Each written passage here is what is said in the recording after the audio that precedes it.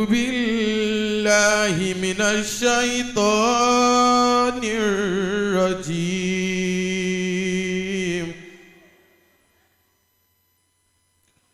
بسم الله الرحمن الرحيم.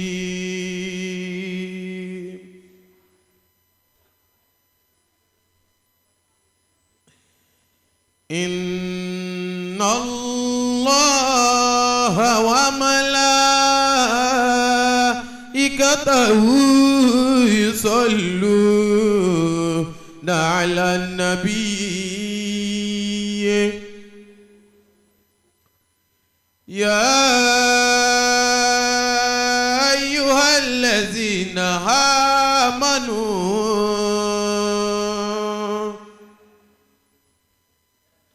صلوا عليه وسلموا تسليما.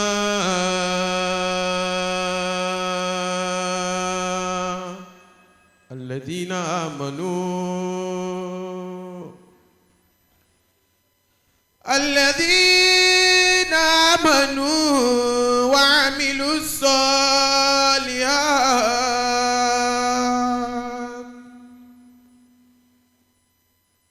وآمنوا بما نزل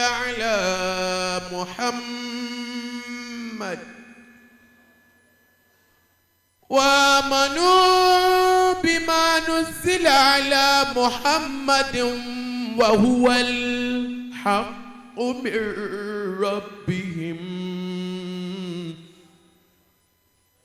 كفر عنهم سيئاتهم وأصلح بالهم.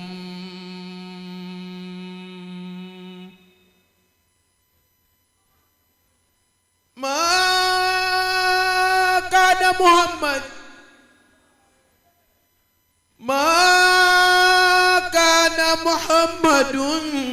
أبا أحد من رجالكم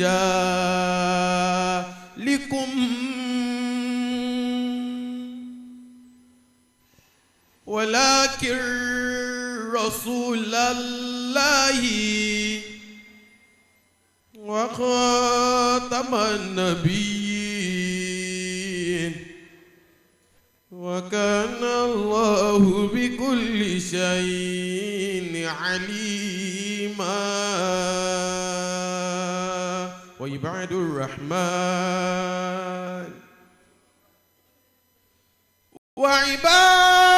الرحمن الذين يمشون على الأرض هونا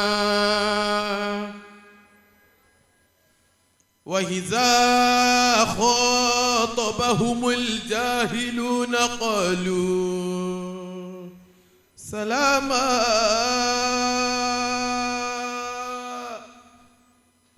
وإذا خاطبهم الجاهلون قالوا سلاما.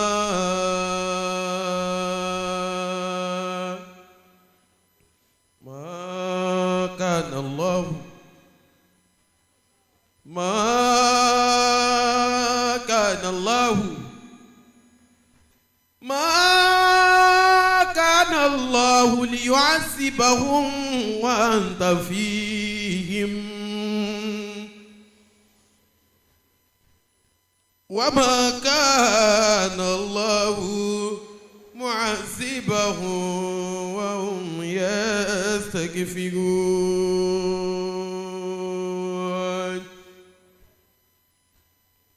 الذين قالوا ربنا الله ثم استقاموا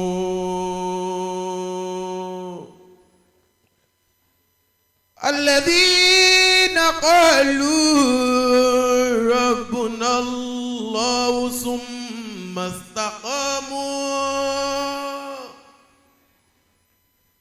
تتنزل عليهم الملائكة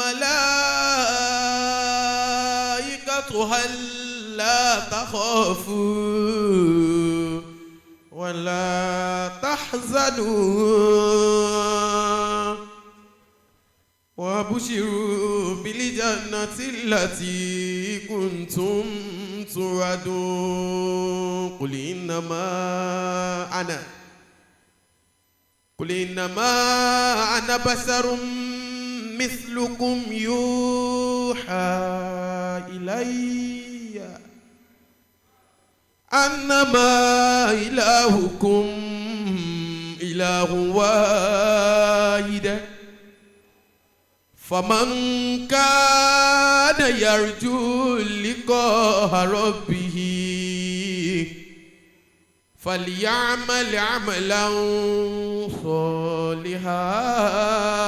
صالحا ولا يشرك بعبادة ربه أحدا لا إن أولياء الله لا خوف عليهم ولا هم يحزنون دعواهم فيها سبحانك اللهم وتحياتهم فيها السلام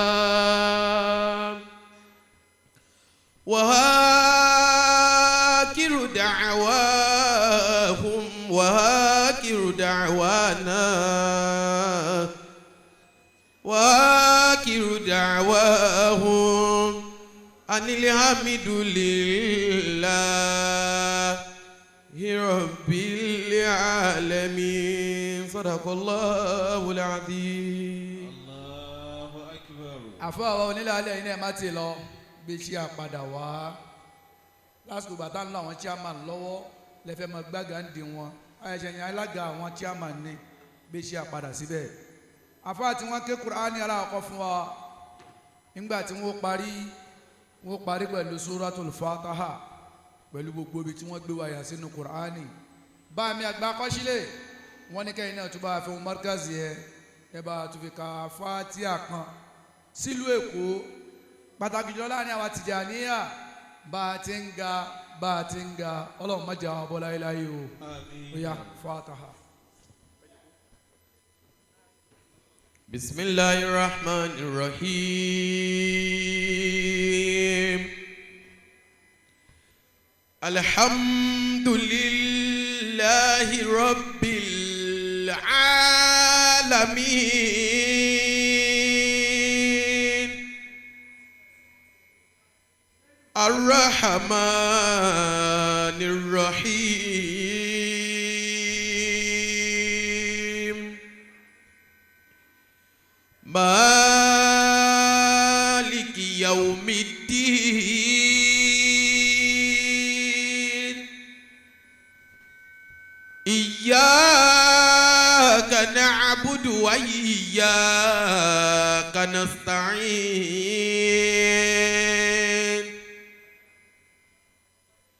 Ihdinas siratal mustaqim.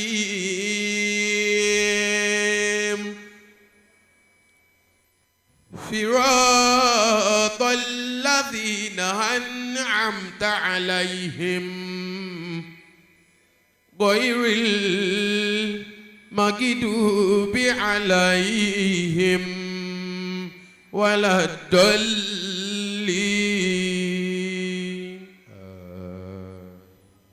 gbogbo alápapọ̀ ẹjẹ́ àṣẹ àmín àmín wa kù méjì tá a ṣe ẹjẹ́ àtúnṣe àmín àmín ẹyọ kan tó kù tá a ṣe yìí